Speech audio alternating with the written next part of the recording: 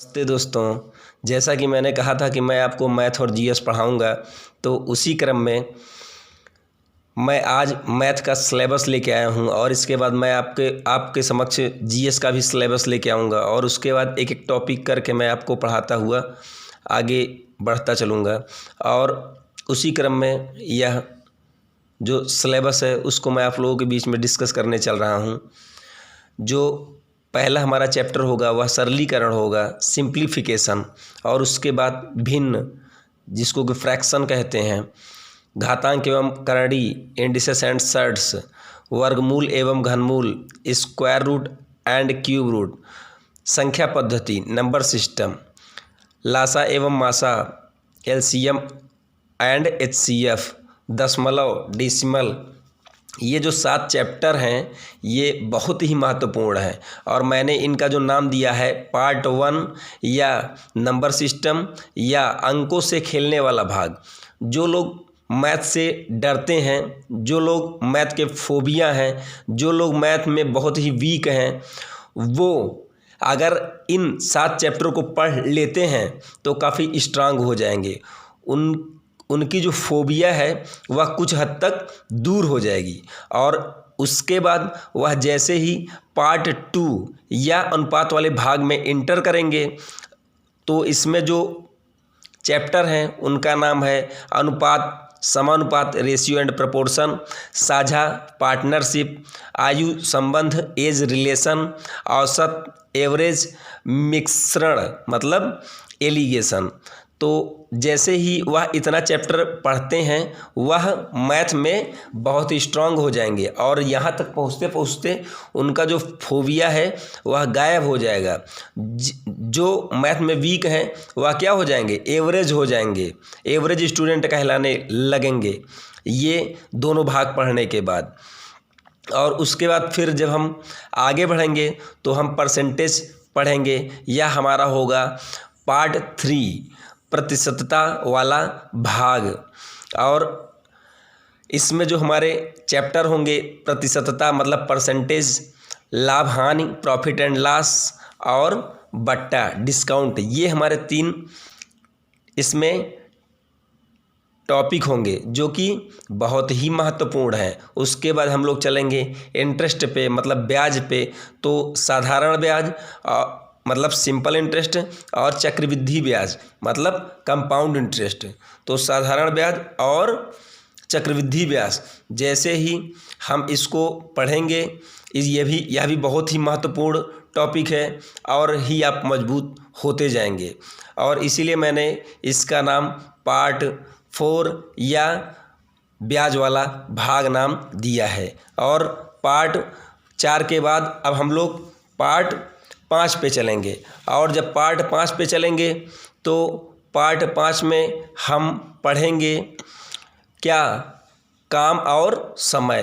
Part 5 को जो हमारा भाग 5 है इसको मैंने काम या समय वाला भाग नाम दिया है। और इसमें हम लोग काम, समय, वर्क एंड टाइम और पाइप एंड सिस्टम मतलब पानी और टंकी पढ़ेंगे। और इसके बाद भाग 5 के बाद अब हम लोग भाग 6 पढ़ेंगे। और भाग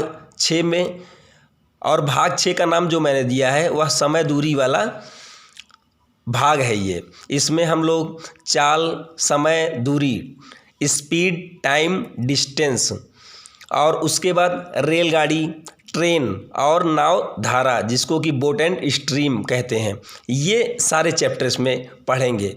और हम मैथ में और ही मजबूत होते चले जाएंगे। और उसके बाद ये हमारा जो भाग 6 है समय दूरी वाला भाग, इसके बाद हम लोग पार्ट 7 पढ़ेंगे। और पार्ट 7 में क्षेत्रफल आयतन वाला भाग है। इसका नाम जो पार्ट 7 है इसका नाम मैंने क्षेत्रफल आयतन वाला भाग नाम दिया है। तो क्षेत्रफल आयतन वाले भाग में हमको क्षेत्रफल मतलब एरिया और आयतन में वॉल्यूम, आयतन जो चैप्टर है इसको वॉल्यूम इंग्लिश में कहा जाता है, और प्रिज्म और पिरामिड। इसमें जो 2D और 3D जितने जो 2D और 3D फिगर होते हैं उनके बारे में हम पढ़ेंगे। और इसके बाद जो हमारा भाग हो, जो हमारा पार्ट होगा वह पार्ट 8 होगा, या सरडियन वाला भाग। इसमें हम लोग क्या मतलब पढ़ेंगे, इसमें हम लोग जैसे सरडियन है, टेबुलेशन और रेखा चित्र, लाइन ग्राफ, आयत चित्र, हिस्टोग्राफ और दंड आरेख मतलब बार ग्राफ, पाई चार्ट को इंग्लिश में पाई चार्ट ही कहा जाता है, ये सारे चैप्टर हम लोग पढ़ेंगे। और यह पार्ट 8 है, और यह इसको मैंने क्या नाम दिया है, सार्डियन वाला भाग। यहाँ तक दोस्तों जो हमारा अरिथमेटिक होता है, अरिथमेटिक का मतलब अंकगणित, वह यहाँ तक आके समाप्त हो जाता है। और इसके बाद हम लोग जो पढ़ेंगे वह होगा एडवांस मैथ। एडवांस मैथ में जो हमारे जो टॉपिक हैं वह 4 मतलब चैप्टर हैं। एडवांस मैथ में हमारे 4 चैप्टर हैं। कौन कौन से 4 चैप्टर हैं? बीजगणित, जिसको कि हम लोग क्या कहते हैं, एलजेब्रा। और जो हमारा दूसरा इसमें चैप्टर होगा वह त्रिकोणमिति मतलब ट्रिग्नोमेट्री। और उसके बाद जो तीसरा होगा वह ज्यामिति होगा मतलब जियोमेट्री। उसके बाद जो हमारा चौथा चैप्टर होगा वह निर्देशांक ज्यामिति या कोऑर्डिनेट जियोमेट्री। यही जो 4 चैप्टर हैं इनको हम लोग एडवांस मैथ कहते हैं। और सबसे पहले मैं आपको अरिथमेटिक पढ़ाऊंगा, क्योंकि जो स्टेट के एग्ज़ाम होते हैं उसमें अरिथमेटिक ही आता है। हालांकि इन दिनों एक आध साल से जैसे कि हाई कोर्ट का एग्ज़ाम था तो उसमें बहुत ही आसान टाइप के क्वेश्चन एडवांस मैथ के भी दे दिए थे।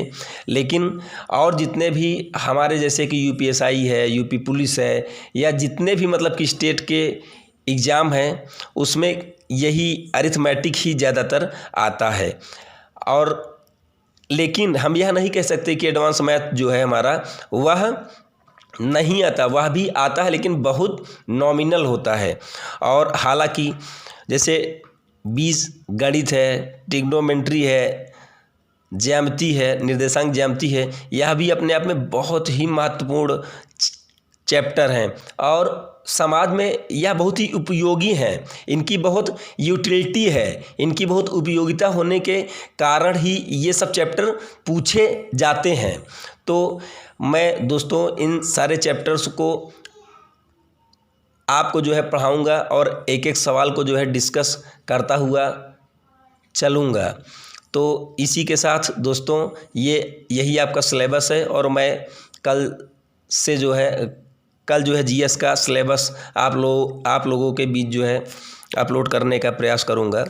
तो नमस्कार दोस्तों, मैं इसी के साथ अपने वाणी को विराम देता हूं।